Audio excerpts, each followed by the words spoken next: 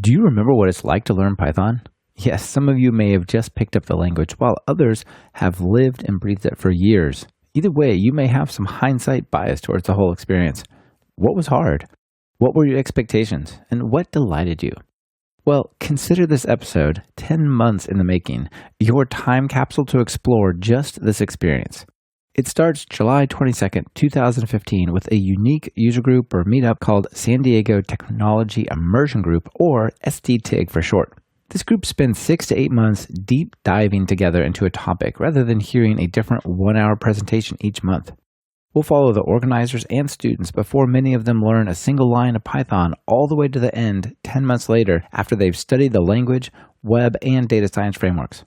This is Talk Python to Me, episode 62, recorded throughout 2015 and 2016. I'm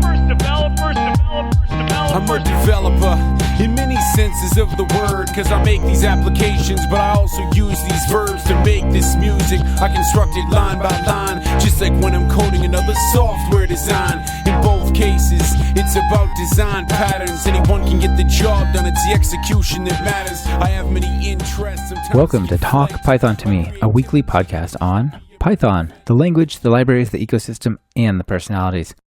This is your host, Michael Kennedy. Follow me on Twitter where I'm at mkennedy. Keep up with the show and listen to past episodes at talkpython.fm, and follow the show on Twitter via @talkpython. This episode is brought to you by Hired and SnapCI. Thank them for supporting the show on Twitter via @hired_HQ and @snap_CI. We begin our time capsule back in July of 2015. You'll meet Scott Reed, Brad Cunningham, and Ike Ellis. This interview is just at the beginning of their foray into Python. Just a quick addendum to my intro. Scott, Brad, Ike, and I did work together for many years at Developmentor, but we've all moved on since the recording. They started crafting bytes, and as many of you know, I'm building online training courses at training.talkpython.fm. All right, let's meet the guys. Brad, Scott, Ike, welcome to the show, guys. Thanks. Good to be here. Thanks. Thanks to you guys for joining me. We're going to have a really cool adventure over the next 6 months. So we all know each other. We work together sort of sporadically. We all do training for Developmentor and have taught various classes together, have sat through each other's classes. And so we kind of have this big history. And you guys came to me and said, look, we have this thing called SDTIG, and we're going to talk about Python in that. First of all, tell me, what is SDTIG, or San Diego Technology Immersion Group? Ike, you want to take it? Yeah, sure. It's a book club. It's a book club for nerds that want to read the same technical book. And where it started was Brad, Scott, and I wanted to read the same book and learn the same things because we found we were always learning something new constantly. Like whether it was a framework or a language or a database technology, we were always looking for something. And so we just picked a book and we started reading the same book at the same pace so we could talk about it. And we found that we disagreed on what the author had to say, and we had so many interesting opinions that we thought, well, we'd invite other people along to read the book with us. And so we made it public, and it took off. I think our very first meeting had 15 or 20 people, and that was the lowest attendance. And I think our highest meeting we've had upwards to 100 people. Yeah, that was the JavaScript one. 120 people studying the same thing. How long did that run for? Okay. JavaScript ran for, I don't know. Well, we did it twice, right? We did an intro to JavaScript using JavaScript, the good parts. Then we went away from JavaScript for a while, and then so many new people had joined in the interim that we brought it back again the second time. And that one ran for about 6 months, I think. So 6 sessions or 7 maybe even. Yeah, and I think TIG's been around 4 years. Yeah, coming up on 4 years. Coming up on 4 years, yeah. And we now have loyal people who go to every single meeting, and they say the best part is when Brad, Scott, and Ike descend into chaos. When you guys argue. Yeah, we just argue because they said what it does is it allows them to vet the author's message, right? The author says something, and then we take different positions around it, and then the person watching can kind of form their own opinion based on what they're hearing. And they can understand that it's okay to not either agree or to not have a fully mature kind of image around what the author is talking about. I think it was interesting for us when we heard that too, because so many user groups you go to are stand up, give a presentation, they're very polished, or they try to be polished, and hold your questions to the end type of thing. And we didn't really like that. And so when we did the first one, we kept it kind of loose. And then just, you've taught with us, inherently the three of us will just argue with each other when we're talking about something. We go, that's not the way you do it. This is the way you should do it. And so we kind of did that just naturally in the meetings and thought, oh, maybe we shouldn't do that. That maybe looks a little unprofessional. And then people just came up and said, please keep doing that. That's all we want to hear is that. Yeah. So we'll stick with that. The other thing that we do is we are very honest about what is difficult to learn. And so much like if you see somebody on the stage, it looks like it's so easy, but the guy's been doing it for 2 or 3 or 4 years, right? But for us, if we're learning something new and we didn't understand it, we're very open about that. And I think that makes the technology way more accessible to a wider audience. Right. Yeah. We will ask each other questions, so each one of us kind of takes the lead on a specific track. And, if Ike's doing his SQL stuff, I might go in there and say, I've never understood, whatever it is. What is that query plan thing you keep talking about? Yeah. Or what is the CTE? Common table expressions. Yeah, I'd ask what a CTE was when we did SQL. Yeah, awesome. I think that definitely makes stuff more approachable especially for beginners. They're like, oh, look, these guys know what they're doing, but also they're sort of in the same shoes as I am. They're also learning with me. And I think that's also really different than a lot of user groups is you guys are kind of learning this as you go. It's not like you spent the last year diving deep into Python and now you're ready to present it, right? Yeah, absolutely. I mean, I think that's one of the main reasons we wanted to engage you and kind of do this Talk Python thing and just dive deeper into it is because the three of us think Python's cool and we like it and we really want to learn it. And I would say maybe Scott has the most exposure to Python so far, but we're all very much in the learning stages of Python. We're looking to the community for experts and, we've been talking with you about what the right book is to use. Should we use a book? What's the online exercises we can do? That sort of thing. So yeah, very much in the learning phase. That's awesome. So there's a huge wide world of technology out there and, there's never been a better time to be a developer, right? There's so many things going on. How did you guys choose Python? Let's see. So I had programmed Python back in 2004 or 5. Yeah, 2004 through 2006 maybe. As I was working as a developer at a company called Cardinal Health, and they were a very large company, and they did a lot of their test automation through Python. And then they also had a custom, very small binary protocol that they used to communicate with their pumps that were located throughout the hospital. And they used Python to generate messages and so forth from the description of the protocol. So when the protocol would change, we would just adjust the documentation file, and from that we could use Python to generate both the messages and example messages for documentation and for testing purposes.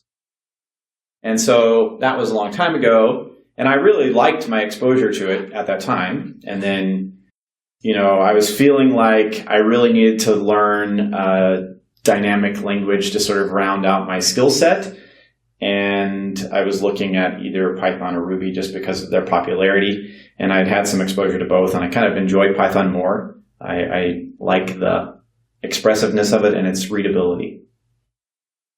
We put it up for a vote like we always do at TIG. We, give our recommendations of next topics, and then we ask what I don't want to call them students, but the participants, what co-learners. Yeah, co-learners, exactly. What they want. What their preference was, and then Python was an overwhelming response there. So it was kind of a community decision. I guess that makes sense if everybody's really contributing 6 months of studying to this thing. It's not just something you want to pick out of thin air, but do what everyone's most interested to do, right? Yeah, absolutely. I mean, that's why we call it a book club, right? If you think about a traditional book club, although I don't know that I've ever been in one. I mean, the idea is that you kind of collectively pick a book to read and you read it together, and then next time somebody else picks the book, and that's really what we're going for. Is we tell the co-learners all the time, hey, we're here for you. We want to learn things, and we'll give our opinion on what we want to learn, but we're here learning with you at the same time. We would prefer that it's just an open format discussion amongst ourselves and the people in the room, and they're discussing between each other, even answering each other's questions, and we're kind of just immersed in it and watching it go type of thing. We really don't want to sit up front and teach. That's not really the style we're going for. So how do you feel like the first meeting went? Well, last month was a big test for us because we were doing, for the last 3.5 years, we were doing the meeting in Del Mar. And Brad Scott and I opened a software studio last year where we were, taking in business requirements from companies and then delivering software products in a lot of different platforms, whether it was a Roku app or Xbox or a lot of mobile tablet devices and just a lot of like modern web 2 Angular apps. And we finally got to a spot where we were large enough to hire employees, and employees need a place to sit. And so we had to open up a location. So we signed a lease, bought furniture, bought garbage bags and, toilet paper. Yeah, toilet paper. And we are sitting in our offices right now. And so we decided we had so much work to do with our studio that we didn't have time to drive down south 20, 30 minutes once a month, which I realize sounds ridiculous, but we really believe that. So we had the first meeting here last week, and it was huge. We thought maybe when we changed locations that maybe we'd get 10 people would come with us, but really maybe 40 actually, I think that's what happened. I mean, about 10 people came with us, but because we're in a new location, we got so many new people that it made up for the people that we left behind, I think. And I think also largely because it was Python. I think surprisingly, actually, I think when we did the JavaScript track, we kind of expected we would get 100 people. JavaScript is such a popular, well-known, everybody needs JavaScript these days. It was not unexpected that our JavaScript track pulled that many people. I think for me, at least, I was somewhat shocked by the volume of people we had in the Python track. I think we had between 35 and 40 people in person, and we had another 25 people on a live stream hangout. The turnout is incomprehensible. That was a Python pun. A very lame one, but there it is. So it is sort of worth pointing out, you guys are talking about Del Mar and San Diego.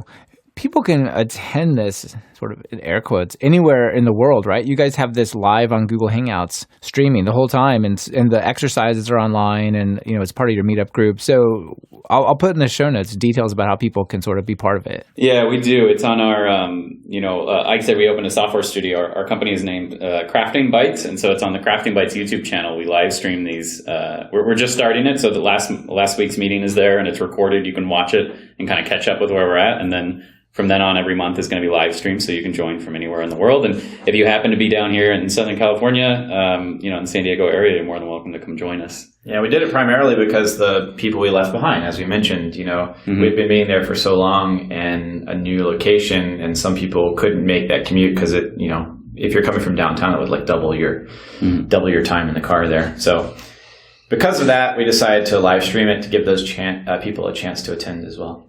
That's excellent. And also, just because the way podcasts work, a lot of people will drop in after this show is out or the stuff's already recorded, right? Just the way things work in terms of time, the stuff will still be all recorded. So they could go back through it. They'll just sort of be kind of on solo mode for the first time or something like that, right? Yeah, your listeners are welcome to join us online and watch old shows and then keep abreast and see if there are any new topics. They can even vote and recommend topics if they have a good idea. Yeah, awesome. Yeah, we're on meetup.com, so they can join our meetup group, and there's discussion boards there, so they can jump in and give their 2 cents. And, we like to have discussions as the students are doing the exercises. If someone gets stuck, they want to give a comment. We're hoping to, drive all that through Meetup. So even if you're anywhere in the world, you can jump in and contribute. So final question for you guys. What does success look like in 6 months? Where would you like to go with this? I'd say we're in it just for the learning. Me personally, anyway, I don't know, I'm getting weird looks now. But, so success for me is, I've learned Python and everyone else has learned Python with me, I feel like I could jump on any Python project and be a contributor, that I could, look at some Python in the wild, I'm using quotes, and understand what it does. Right. For me, success would be that if I and our learners that are coming along with us, our co-learners, like you named them, could pick out any Talk Python to Me podcast and listen to it and know what's going on. That's awesome, yeah. That's a really good question. I think I mentioned something in the meeting, and it probably rings true, is I don't foresee myself as being primarily a Python dev. I mean, the nature of our business, we're not a primary anything. We change skills all the time. So success for me is probably looking into my toolbox of programming languages I know and realizing and knowing when to pull out the Python one. I'll learn the language and that's fine, but when should I actually use Python? And that's what I'm hoping to learn. Awesome. Yeah, it used to be, you could be a .NET guy or C++ guy, and that was your thing. But those days are long gone, right? Yeah, for sure. If you want to stay alive and make money. Although, based on that infographic you showed us, maybe I should just be a Python dev. Yeah, maybe. I'll link to that infographic as well in the show notes. All right, gentlemen, thanks for letting me be part of your group. This is going to be really fun. All right, thank you so much. Thanks, Michael. See you online, and we'll put out a show in 6 months that brings us all together. All right, sounds good. All right, talk to you later. Bye. Now let's join SDTIG as they meet for the first time in their Python track, and they introduce the Python track to their what we ended up calling co-learners. There's going to be a brief introduction where Ike, Brad, and Scott introduce the topic and set the ground rules, and I've edited this just to keep it down to the relevant sections for you. Then I'm actually going to have a conversation with the students. We'll record that, and we'll sort of talk about what they expect to get out of learning Python, why are they starting down this path of learning Python, things like that. All right, so let's get right to it. 3 of us, then maybe we could get 1 or 2 people to come join us. So we're super surprised to have all you guys show up because we really thought that only like 2 or 3 people would come and be with us. And we had 40 some odd people sign up on Meetup, and then we'll see how many people actually show up. But we're super excited that you guys either made the drive or this was convenient to you and you're able to join us. So what you're joining is the beginning of our Python track. And where we're different than a normal user group is, we're going to be doing Python for, it looks like, 6 months now. So we always take November and December off, which means we'll be doing Python from now into February. So we're going to read the same book, we're going to be doing the same course material, we're going to be doing the same lab work, and we're going to come prepared to have like an interactive discussion on that course material or the book that we'll be reading. So the reason why we're different is we have like expectations from you, which is that you'll actually read the homework and that you'll come ready for your questions, because that's the root purpose of this group. The root purpose is that when you get to a part of the book where you're like, I don't understand what the author is saying, or the author is saying something that you've heard different things online, or you've heard different things from colleagues and you wanted to like work it out, those are the questions that we want to answer at this group. So you read, you get to a point where you're like, that the author isn't making sense to me, or we want more information. You come here for the more information. So we're not going to read together, right? We're going to read on our own time and come and answer questions here every month. And we have a few rules wrapped around that we've learned from long experience. And the first one is we encourage all of those dumb questions that you don't want to ask in front of your colleagues because you're afraid to look like an idiot, though we want those questions here, right? So every question gets asked and every question gets answered, and that's our goal. So remember what separates us from a normal group? 1, we stick with one topic for a long time. In this case, Python's going to be 6 months. 2, you have expectations. It's not just coming to listen. You actually have to read in between meetings and do the exercises and lab work. And 3, you come with your questions, and we want every question. Every single question you have, we want. Now, where Python is a little bit different is Michael Kennedy. So can we bring Michael back up? We can, and maybe Michael can introduce himself. You want to introduce I got Michael. So Michael Kennedy is the host of right now the most popular Python podcast called Talk Python to Me. We told Michael about this, and we said, can you help us figure out what we should be teaching? And Michael said, help you? I want to be a part of this. So he's broadcasting with us, and he's actually going to be kind of taking our group idea and our broadcast here as we talk and learn about Python and weaving it into his podcast. So you can listen to yourselves online if you have questions and things like that. So in 6 months or so, you will be podcast superstars. So the idea here is really that Michael's going to lead the first 15 or 20 minutes tonight, and he's going to ask us a bunch of questions. We're going to give you some feedback.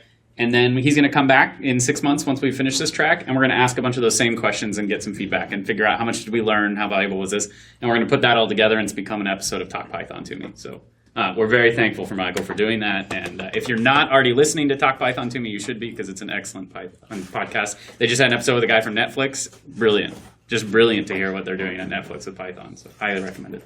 Yeah, so I think maybe we'll just roll into the list of questions you have. I would like to just start by getting a sense of how many of you guys are .NET developers. And that might seem like an odd question coming to a Python 6-month track, but I know the history of this group is very .NET focused. I would say a majority of the group here has got their hands up. And so there's a couple of things that are interesting about learning Python. And I think to drive home the point that it's useful and to make you feel comfortable right away, I think it's really interesting to take the perspective of the stuff that I know how to do really well today. How does that map over to my world? So before I ask you some more questions, I'm going to just show you 2 pictures and get some feedback from you. So I wrote a blog post over here. This was, I don't know, a year and a half, 2 years ago, something like this. I was trying to think, like, what's the relative size of Python and .NET? And you guys were just talking about Meetup, and that was actually the source of my analysis, if you will. It's not scientific, but it's, it does have some data behind it. If you look at the size of the main Python meetups and the main .NET meetups, like not the Django versus the .NET architecture, but like the main .NET for a city versus the main Python. So we come over here, and here's an interesting graph for you guys to think about for a second.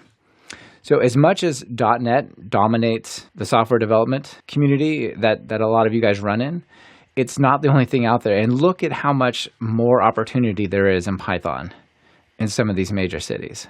So here's New York. New York has 1,000 approximately .NET developers in the meetup, 4,500 in Python. San Francisco, disproportionately open source friendly, 1,000 again, 3,800. And if you look at Silicon Valley, Python's actually 28 times more popular there.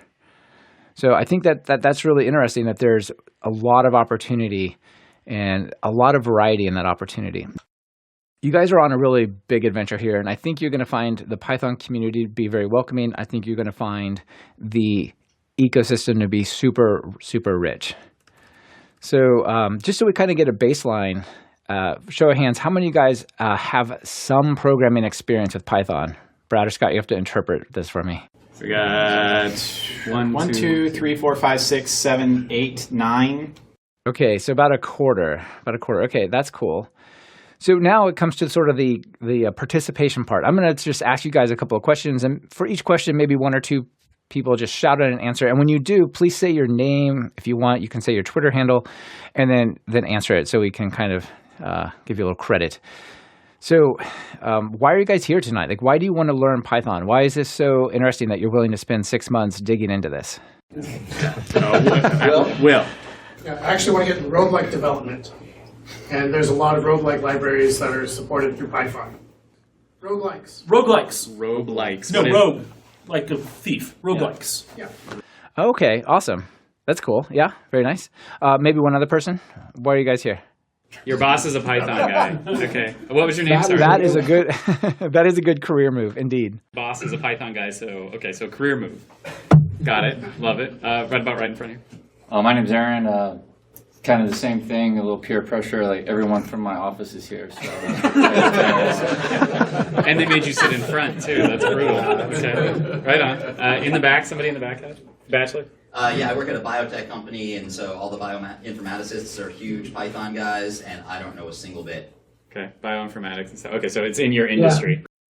Yeah, what you guys are going to see is that one of the biggest areas of Python where it doesn't just compete, but it really leads the way among other technologies is in data science, computational science, and visualization. And so I'm sure it's things like IPython, NumPy, that kind of stuff that they're using. A couple more, right in front.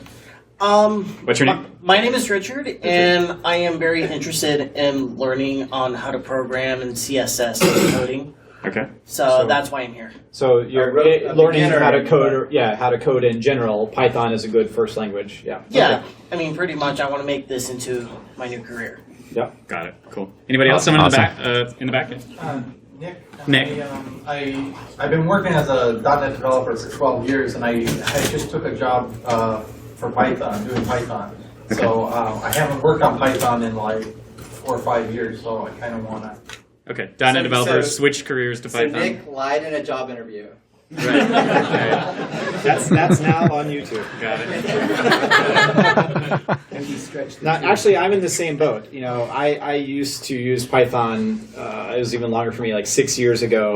And since then, I haven't touched it very much, and I'm getting back into it now. So, I have a reason. That was Scott Reed. Ike, what's your excellent. reason? I think actually Python is a pretty language to read, and I'm saying that legitimately. I've read a lot of languages, and when I see Python, I think it's written nicely. Yeah. Yeah, I agree. It's a beautiful language. Okay, let's take one or two more. Down in front. In your name? Eric. Eric. I have a very large web app. It's over 2,000 web pages in a language is killed. They have now VFP, Visual Fox Pro. For the last 2 years, I'm thinking to switch to PHP, but I'm not convinced that's the right move to do. So, right. You were Good man. I'm trying to find out more. What did you say, Michael? You have an accurate moral compass. Wait, Michael, what did you say? Well, I'm just gonna say I have a comment about the PHP thing. The TIOBE index for the most popular languages just came out today. There's a new version or a new set of data that just came out today. And they let you graph all these various systems, these various languages and their popularity in terms of basically usage, right? And PHP is on a very sharp downward trend. So I try to not bet my projects or my company or my career on things going super straight down. On the other hand, C# went up a little bit. That was cool for you guys.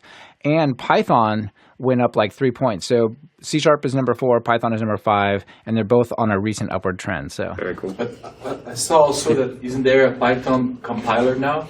Nuki or something like that? There's a native compiler, not just a JIT compiler. There are many, many different runtimes, if you will, to use the .NET term. There's a interpreted version, which is the main one, known as CPython. But there's also one that's more like .NET called PyPy, PyPy, because it's a Python implementation written in Python that is JIT compilation and garbage collected. There's something called MicroPython for micro devices. There's a whole wide variety. There's also IronPython, which runs on .NET, for example. Yeah, very cool. Okay. Next question. Next question. All right, next question. How many of you guys are here thinking about Python? Like I said, my assumption is a lot of you are .NET Microsoft folks.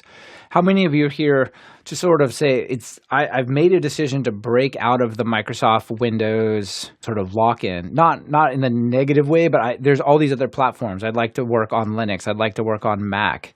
And how much of that sort of open cross-platform bit of Python is interesting and part of your main motivation? So trying to get cross-platform. 1. Really? 1. 2. Okay, 3. 4. Plus Jim. Jim. Plus Jim. Yeah. 4 plus Jim. 4 plus Jim. Okay. Awesome. So you guys don't have too much experience with Python. So I'd like to kind of get a sense of what is your perception of this language? Is this just a scripting language? What do you think Python is used for? What do you think you could build with Python? That kind of stuff. All right. Volunteers again?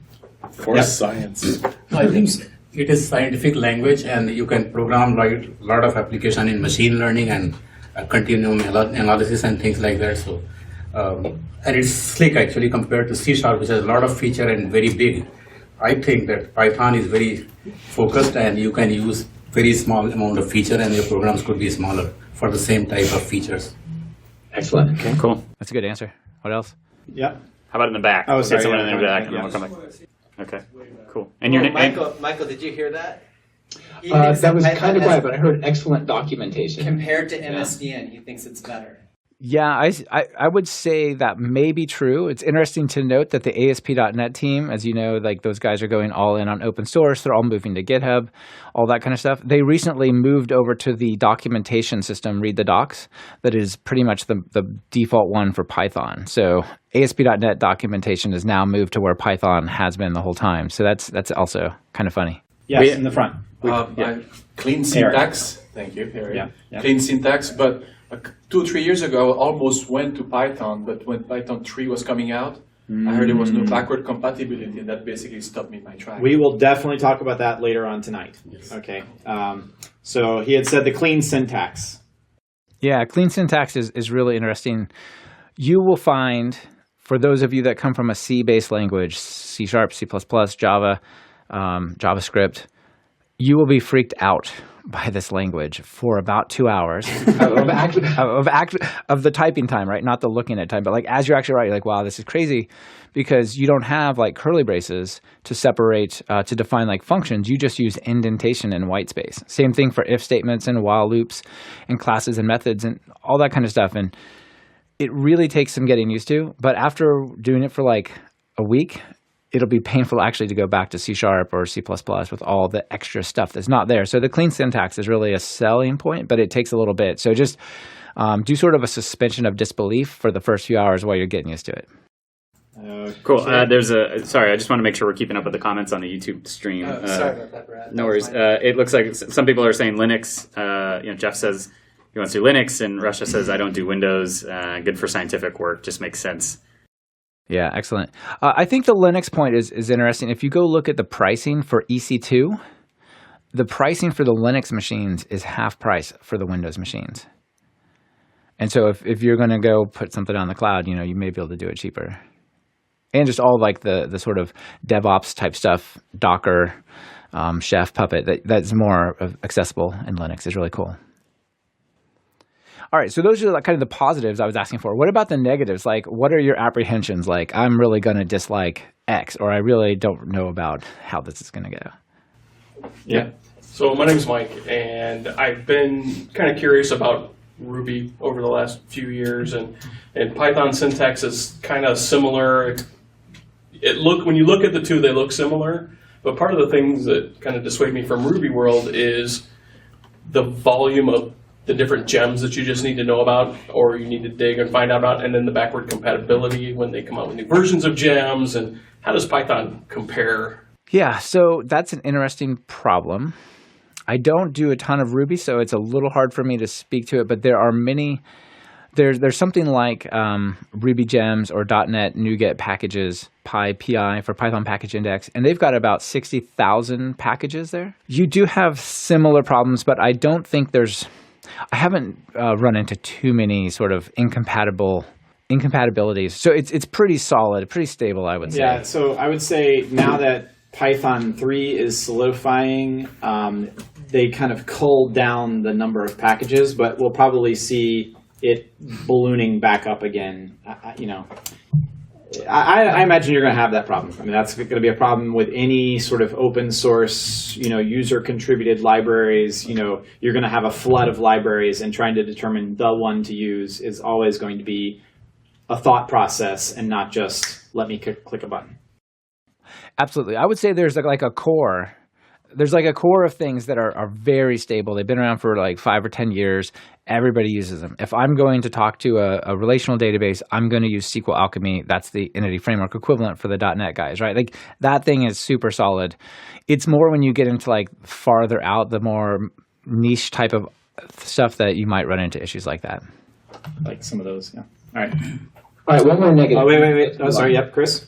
I use Python quite a bit, and one of the things that I keep running into, and wonder if you can speak to this, is a lot of the libraries that I run into are calling C++ in the background, and it seems to make like an efficient and stable library. You actually have to then start writing native code, and this jumping between paradigms is a little iffy for me.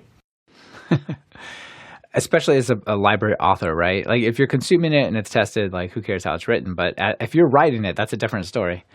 So it's true that some libraries do depend on C, but it's not the only possibility. So the ones that are really come to mind are things like NumPy and SciPy that do tons of computational math.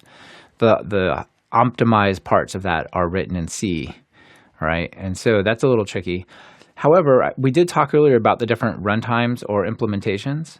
And if you look at the one called PyPy, they're about 10 times faster than the C Python one. Not stuff written in C, but the one that runs on top of the C interpreter. That's the default one.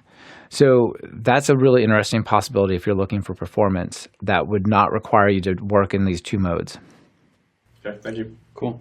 Yeah, sure. I mean, that's not the only answer, but that's definitely one of them. Yeah. Cool. Next question. Brad, Scott, Ike, I'd like you guys to just talk a little bit about the materials you're going to use and what you're going to cover so I can sort of get that into the show and what journey are these guys about to take? It's a topic of a lot of discussion. Yeah, we went back and forth on this for a really long time. And we're not even sure we're right on what we decided to do, but we want you to know it wasn't done lightly. Yeah. So what we have right now, so there's the meeting tonight, which is like episode 0, right? Python's a 0-based language. And then we have the next 2 meetings are going to be about the Python language itself, right? And so the book we're going to be using there is Dive into Python 3. And we'll talk about why 3 versus 2 in a little bit. So this is Dive into Python 3. You can find it at diveintopython3.net. You can get also available in Dead Trees. You can get that printed version as well, but it is available in HTML. The second part of the track, we're going to be talking about Python as a web programming framework. So to Eric's point, a couple of people have mentioned that. And we're going to be talking primarily about Flask, and the book that we're going to be looking at there is Flask Web Development. That's probably the biggest up in the air right now, but I think that's probably what we'll end up doing. Is Flask a framework, by the way? Flask is a micro MVC framework, a lightweight MVC framework. So Django is probably the one you've heard of if you've heard of Python. That's the big one, right? Flask is sort of a lighter weight, up and coming. You can think of it as like MVC versus the web forms, right? So Flask would be the newer, lighter weight way of doing something, which Django would be the way that it's been done primarily in the past, right? This was, Michael, this was your input, right? That you thought maybe Django wasn't the best idea for us. I definitely think so. I mean, I sort of come from I'd like to build lighter weight, small, tight applications where I have more control over the HTML and what's going on and craft it just so. And there's a couple of web frameworks that make that really easy. And those are Pyramid and Flask. Right. There's some others like Bottle. There's actually a lot more choices in the web frameworks here than if you come from the .NET space. But these are the 2 most popular ones, I would say, and they're doing some pretty cool stuff here. It's really easy to get started. It's probably 5 lines of code to get started with Flask. It's a little bit more for Pyramid because there's some structure around it, but generally you don't have to write that. There's tools that'll build the project for you. Cool. So Flask does have a couple of videos that you can watch, which we'll get to later on. And then the third part of the track, we're going to be talking about Python as a scientific data analysis language. And the book there is Python for Data Analysis. Let's see what else I want. All that other stuff is going to come later. So those are the 3 parts of the talk that we're of the track. Brad, Scott, how long are you guys planning to encourage everyone to spend per week or per month? Like, how much time are you spending learning this before we come back 6 months and see where everybody got to? Yeah, that will vary, I think, by individual. But there are, I would say there's probably, if you were to print out the pages, probably about less than 100 pages, maybe 80 pages of reading material printed, although it's going to be online primarily. And then there are some exercises, which it depends on the level of exposure you've had to Python and the amount of, that's going to vary a lot. But so, Michael, we've been doing this group for a long time, and we found that when we started assigning 300 pages of homework, nobody did it.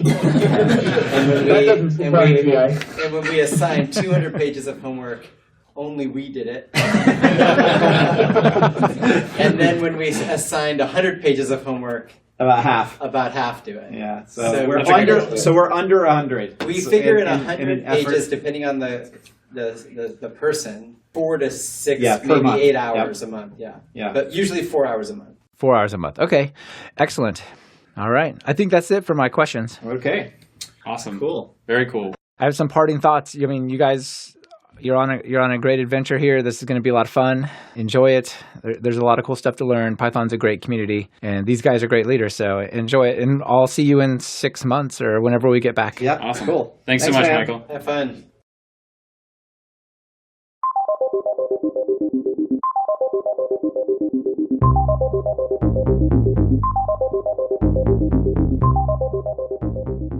This episode is brought to you by Hired. Hired is a two-sided curated marketplace that connects the world's knowledge workers to the best opportunities. Each offer you receive has salary and equity presented right up front, and you can view the offers to accept or reject them before you even talk to the company. Typically, candidates receive 5 or more offers within the first week, and there are no obligations, ever. Sounds awesome, doesn't it? Well, did I mention the signing bonus? Everyone who accepts a job from Hired gets a $1,000 signing bonus. And as Talk Python listeners, it gets way sweeter. Use the link hired.com/talkpython to me, and Hired will double the signing bonus to $2,000. Opportunities knocking. Visit hired.com/talkpython to me and answer the call.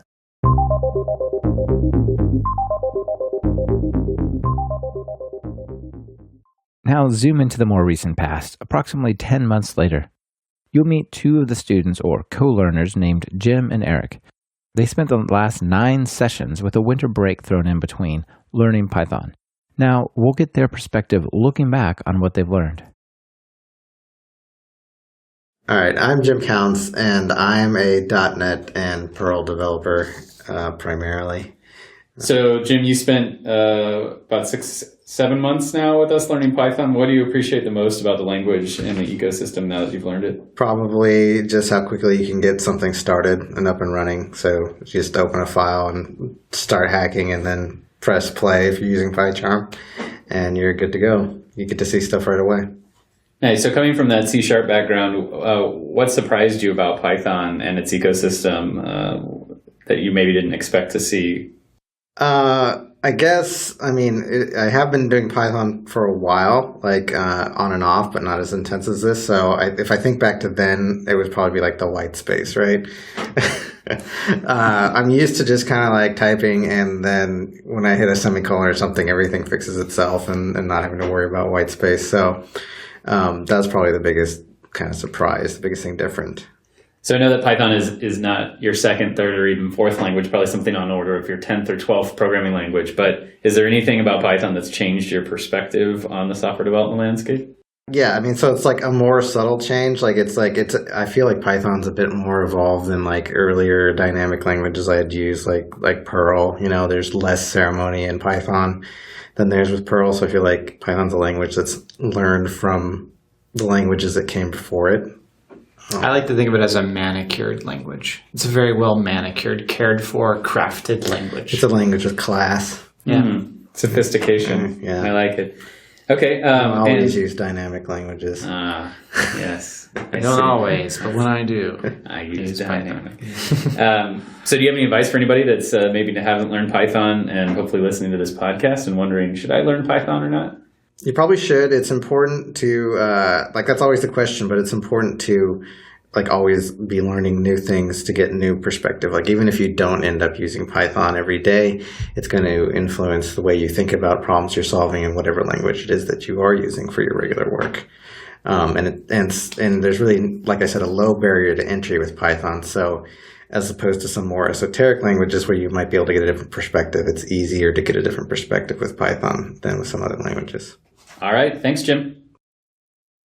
Hi, my name is Eric Lanvale. I'm mainly a web developer, although I'm using Visual Fox Pro as my main developer language currently, which is a desktop-oriented application language, but created several web apps, including one that has more than 2,000 web pages. Very cool. All right. So you spent a bunch of time with us in the Python track. I think you went to basically all the meetings, spent about 6 or 7 months. So what is it that you appreciate the most about the language now that you've learned about it? It's general use language. I think it's wonderful to have a language that can be used for more than one purpose. I was used to Visual Fox Pro, which was in the same kind of idea to can develop these desktop app and web apps, and for small things or large apps. So that was very nice. I like the fact that there's a large collection of libraries out there. Even just recently, I needed to do some SSO, single sign-on, and I fairly easily found libraries for XML signing. Trying to do the same thing in other languages is very difficult. I also liked very much, coming to this particular group opened the door for me to learn more about the Python and the other groups here in San Diego. So it was very interesting to see how many developers are in San Diego. It's quite large. So having an active group of users, lots of, from different sources, not just developers, but also scientists, database people, of course, web developers, and there's even a group here for PyLadies, ladies who are into Python. That's right. So it's kind of the diversity of developer, and it was quite nice. I love the fact that there are so many online resources. I mean, I was just astonished how many resources I found. Of course, the podcast was one of the starting point. So, of course, Michael Kennedy's podcast was a wonderful source of information, which opened the door to other things. And because of that, I basically looked at almost every video from the PyCon conferences. Mm-hmm. So, and because of that, I'm going to the next one. So, very cool. Yeah. So it was very interesting for me to see this active. Visual Fox Party's heyday, the conferences also had over 2,000 to 3,000 people, and that's now where Python is. So for me, I see this kind of renewal into people being excited about an environment, except this time it's open source. Right. So I think you kind of touched on this already, but maybe get a little bit more into it. What surprised you then? It sounds like the amount of online resources were interesting and the amount of libraries. What surprised you about the ecosystem? Yes, as I said, the ecosystem is wonderful, having all the resources. And also knowing, as a business owner, knowing that one of my biggest concerns is to be able to find qualified staff or resources out there, and knowing that Python now became one of the leading languages being taught in colleges, universities, actually reassures me to know that whatever investment I do in it, I will find resources out there to expand the product or to continue. And because of that, even though our product is currently in Visual Fox Pro, we're adding a whole portal to allow our clients to extend the product in Python. And we have a pathway now actually how to convert even some of our app to Python itself. There are a few things that I had a little bit of a harder time with. Is Visual Fox Pro had a very strong desktop environment. Here I had a hard time finding, for some of the desktop parts of a product, it was very difficult to find how to convert that. There's no proper object-oriented design of desktop. It was a little bit hard. The array is a little bit unusual, but the richness of the language, the whole tuple, list, dictionaries, the iterators, the factories, all of those were actually some of the concepts I didn't know about. So that was very nice to see. So looking at an open source project that had so many new features, such a well-designed structure, was actually very refreshing for me to see. Yeah, it's interesting. So, you're coming from a Fox Pro background, it sounds like, and so Python is quite a bit different from that. How has knowing Python kind of changed your view of just software development in general? It sounds like open source was kind of enlightening to you there. Well, Visual Fox Pro had some open source projects. The Visual Fox Pro community was always very open to share code, so that was already used to. There are a few things that I felt like kind of missing, like a native database layer was a bit hard for me to use. Did you try the SQL Alchemy? Yeah, it's too restrictive for what we need to do. The idea of being able to get the data, make a temporary cursor, for example, and re-execute additional select statement against it is kind of missing in the language. So in Visual Fox Pro, we can definitely manipulate the data a little bit easier, especially we don't have to load everything in memory. And if you make a web app, you cannot have an unlimited amount of RAM, so you have to try to make things fit in a smaller footprint. But on the other way, as I said, it has lots of similarities. For example, I always forced a code indentation. So this was the first time I actually saw a language that you had no choice but to indent your code. Right. So that was actually nice. The parameters, having named parameters, is wonderful. I mean, it's so often you keep cheat sheets on the side what the parameters are, but having this little add-on of having named parameters, it was a big plus for me to see. Yeah, it's very cool. So for those people that are listening now that maybe thinking about learning Python, don't know anything about Python, what advice do you have? I would say definitely do it. Looking at the languages out there, the ranking of the languages, knowing that the Python will open the door for not just Windows and Mac, but almost any platform, that it can be used from small devices to large app to web apps. I work quite a bit in Flask. One of the first things I did is how to ensure that I can interface Visual Fox Pro with Flask, and I was able to make a wrapper to call a COM object from within Flask to still call VFP code, so to be able to make the transition smoother. But again, Python being fairly generic language and still forcing you to have clear structure of what you do, especially for new developers, I think it's essential. I did coding in assembler, in C, in COBOL, in Visual Fox Pro, store procedures, backend procedures, and so on. And I would say Python is definitely a clean language. And it's still both object-oriented and functional, kind of like Visual Fox Pro was. As a new developer, you are going to be facing and learning about all those different techniques. So even if you don't stay with Python, at least you're going to have the right principles behind. Very cool. All right. Well, thank you so much, Eric.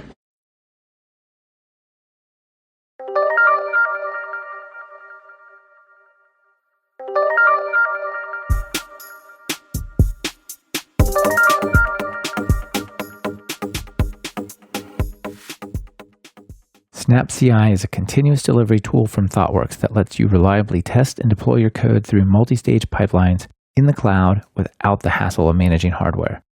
Automate and visualize your deployments with ease and make pushing to production an effortless item on your to-do list. Snap also supports Docker and in-browser debugging, and they integrate with AWS and Heroku. Thanks SnapCI for sponsoring this episode by trying them with no obligation for 30 days by going to snap.ci/talkpython.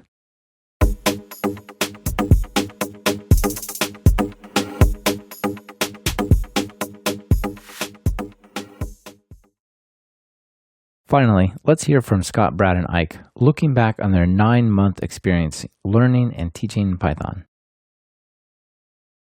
Brad, Scott, Ike, welcome back. Thanks. Good to be back. Yeah, it's great to have you back. We've been at this project for a while, right? I think we're at 8 months over time, right? We talked 8 months ago about getting started with San Diego Learns Python and all of that. And we've had a chance for you to do, how many sessions did you end up doing? I know you took a little break, so it's not quite 8 maybe. Yeah, we took a break. I think we did 6 or 7 sessions. Yeah. 6 or 7 sessions once a month. That's pretty awesome. So you guys got to cover a lot of stuff, from the language to Flask to data science. And we just heard from the students. They had some really cool stuff to say, and I think their perspective, both before and after, is really pretty unique and cool to put it all together at once.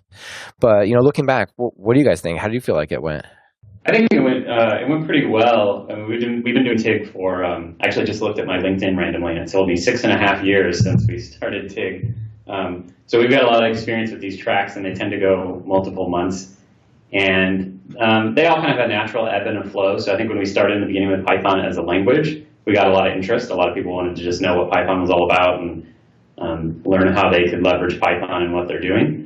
And then we shifted gears to Python on the web and then Python in data science. And those crowds split a little bit. The people that were interested in the web came to the web talk, and people that were interested in data science came to the data science talk. I think data science, was our smallest group.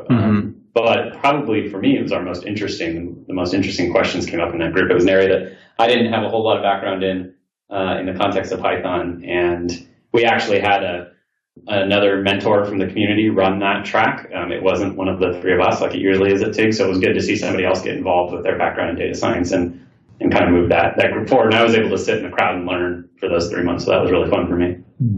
Yeah, that's really cool. Someone else? Yeah, I had a similar experience. I liked, actually, my favorite part was still the first part, was the language part, just because of the hands-on. I think, the exorcisms that we did, I think that was the best part for me.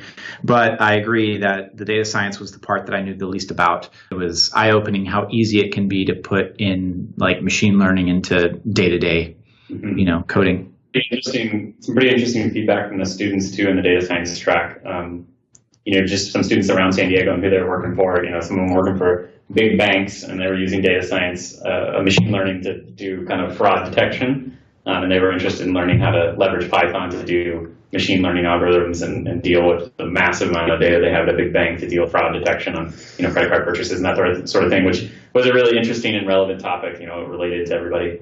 That was there. And I think, like Scott mentioned in the first area, we used Exorcism.io, which is a great resource for our students to learn Python. It's a really great guided kind of short lesson-based way to learn a language. And they have a lot of languages up there, and we just use the Python piece of that. It's not even it's problem-based, really. Yeah. Like, here's a problem, try and solve it any way you can. But what's cool about the Exorcism is, once you submit a solution, it's up to the peers to critique that solution and offer you guidance as to how to move it, how to make it more idiomatic or whatever. I see. So everybody does their answers, and there's kind of a back and forth on your solution, something like this. Yep. Yeah. Exactly. Yeah. So it's these problems are very simple. Like outputting Roman numerals or leap year identification. Yeah. I mean, that was the very first. Towers of, some of them were like kind of towers of Hanoi, like that you would get from a CS class. Just kind of relatively trivial algorithm-based topics that your focus is on how do you implement. I mean, a lot of them actually were problems I already knew how to solve in other languages, or already had solved in other languages, but didn't know how to do it in the Python in a Pythonic way.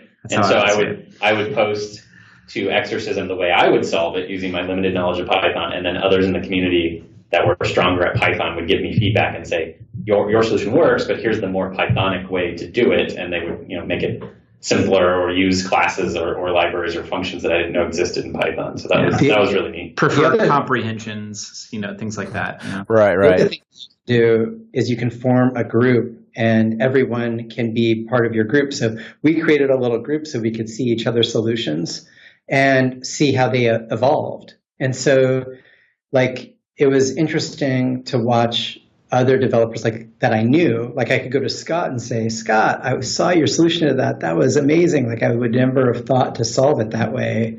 And it made me look at mine and see how I could optimize it or make it terse or clear or something like that.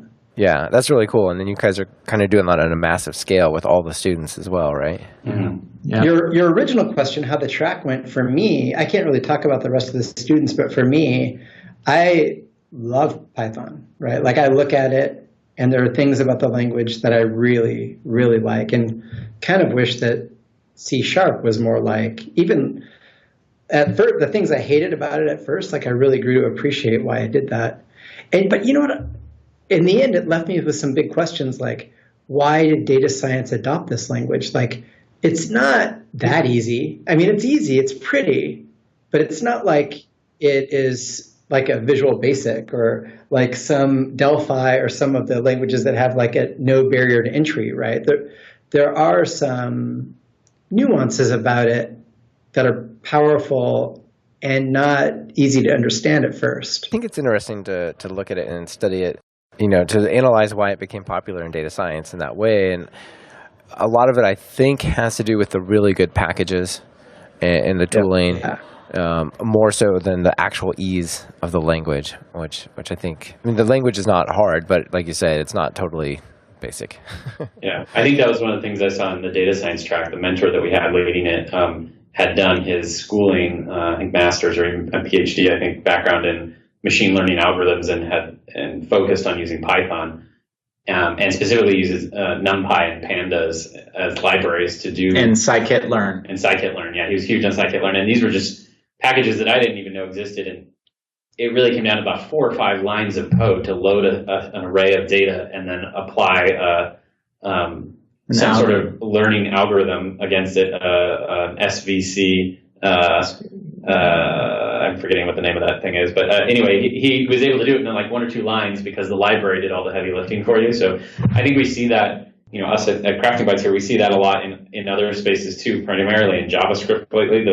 The availability of libraries in JavaScript is immense, and that's one of the major reasons why it's spread to everywhere, is because if you need to solve a problem, you can find a library on NPM that's doing it for you. Yeah, absolutely. It does make its own set of problems because now you've got to learn all the libraries, but that's a good problem to have, right? Yeah, for sure. So maybe we could talk a little bit about some of the materials that you guys use, what worked and what didn't. So Exorcism sounded like it worked well. Yeah, Exorcism IO was a great resource for us for the beginning of our track, and I think if TIG moves on to another new language, I don't know, let's say Scala or Ruby or whatever, I think we would probably go back to use Exorcism again as a good intro. It sustained us for 3 months. I think on learning Python, we were able to get enough content to have some reading and really just have some hands-on time for all the students to perform. And the great thing was that everyone was solving the same problem. So when they came together for the monthly meeting, we compared them. It was all very familiar to them, and they were able to see the different ways to solve a problem and said, "Oh, I didn't realize you could do it that way in Python. That's much simpler." And then they could revise their own version. We would open it with like, okay, so here's a solution, like maybe we'd pick Brad's, and here's another solution, Jim's, Ike's, whatever, and then does anybody have a completely different way to solve this problem? And then people would say, yeah, my name, my account name is this, and we go look at that solution and show it, and see a completely different approach. And it was amazing how many different approaches there are to the same exact problem. Yeah, that's awesome. So books also played a pretty big role in what you guys are doing. Can you talk about like what books worked well or didn't? Yeah. So in the beginning, we had Dive into Python, which is what was nice about that one is it's a free online, HTML. You can get the actual book as well, but the same guy who did Dive into HTML, right? He rage quit the internet or something though, so I'm not sure if he'll be able to. I don't know what happened to him. I think it's the same guy. Yeah, I think so. Mark Pilgrim. Yeah, Mark Pilgrim. Yeah. So that was nice that it was completely online. And then when we went to Flask, you had him on your show, Michael Grinberg. Yeah, Miguel Grinberg. And he also has a lot of PyCon talks and so forth and workshops that are available online that you can basically get his book distilled down to video form. Which I know a lot of the students did rather than reading. They wanted the information to just flow to them. Yeah, absolutely. That's cool. How about the data science stuff? So for the data science, we used machine learning in Python. And that book, I think it was partially the subject matter. It was dense. Yeah. And students definitely had a harder time reading that one. Yeah, we've seen that in the past in other TIG groups too, that the density and complexity of the material really affects students' motivation to read. So this machine learning is a really hard topic. It was very foreign to most of the people in the group. There was only maybe one or two people that were doing any kind of machine learning in their daily job. So they really didn't understand it. And so there's a lot to go on it. And the libraries that machine learning and Python used was NumPy, right? Wasn't it NumPy in almost all of it? And then instead of scikit-learn or pandas. And so it was like, if you didn't use NumPy, even if you'd done machine learning, they were teaching you most of the function calls in NumPy. And so it wasn't as effective, we thought, as a broad approach to the topic. Well, what was nice is the first couple of chapters, set up in it, I thought, pretty easy to understand language, what machine learning was and how it's useful in the various algorithms that you can apply and why you would apply them, that sort of thing. So at least it had, some decent, well-written background material. Again, I think it's just the fact that the topic is complex. It's it's really hard. It's an interesting topic, right? Like I saw a conference talk where the guy introduced big data this way, and I apologize to your listeners for being vulgar, but he said that big data is like high school sex. Everyone thinks everyone else is doing it. Everyone says they're doing it, but really no one is doing it at all. Yeah, and I heard really that quote as well. Machine learning is kind of a similar state right now where every company says they're interested in it, but when we look at their machine learning projects, it just looks like some basic data analytics stuff. So they're really not modeling. They're really not taking in, predictive models and then doing any type of real forecasting. And when they do it, they're not creating anything that's really that actionable. And so there are some companies that are doing it. Some cutting edge companies are doing it in San Diego for medical diagnostics and healthcare related topics. Some of them are doing it for financial. Some of it are doing it to try to figure out failure rates of products that they're making.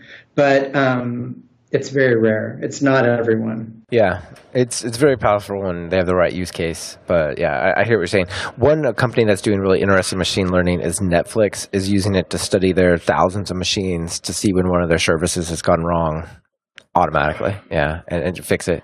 That's pretty amazing. All right, so maybe we could wrap it up with you guys telling us what's next for SDTIG. What are you guys doing now in the future? So we started this past month was our first meeting for a track that we're calling DevOps. And DevOps is a big nebulous term. So we're starting with a book on continuous delivery. It's called Continuous Delivery by Jez Humble and somebody else. If you search continuous delivery on Amazon, you'll find it. And so that's really probably what the track is evolving into. We're going to focus on continuously delivering software, and that's going to involve things like continuous integration servers, build servers like Jenkins or TeamCity or something like that. It's going to involve some discussions about version control systems, automated test approaches, and then configuration and deployment options. So we're going to talk about Docker, Chef, and Puppet. We've already talked about a bit, Octopus Deploy, and these sorts of things. So it's probably going to be 4 months, maybe 4 or 5 meetings worth of content in DevOps. And then the really great thing about TIG is, before we started Python, we were finishing up a track on Angular. And on the last day, or the last Angular track, we took a vote to see who was, what the most interesting topics were. And Python and DevOps were the 2 leading candidates. So we did Python, and then we did DevOps. And at the end of DevOps, we're going to take another vote. And so we don't know what we're doing after DevOps, but it'll be whatever the community here in San Diego finds to be the most interesting topic next.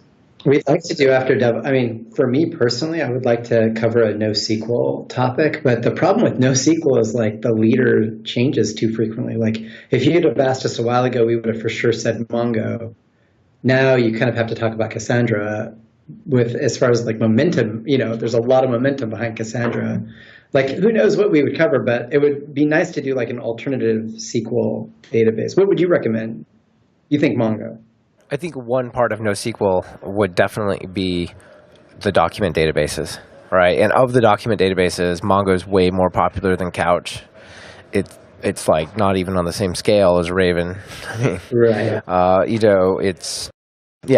would probably recommend Mongo, but like you said, there's Hadoop, there's Spark, there's Cassandra. There's like so many different types of things that it's quite an interesting question.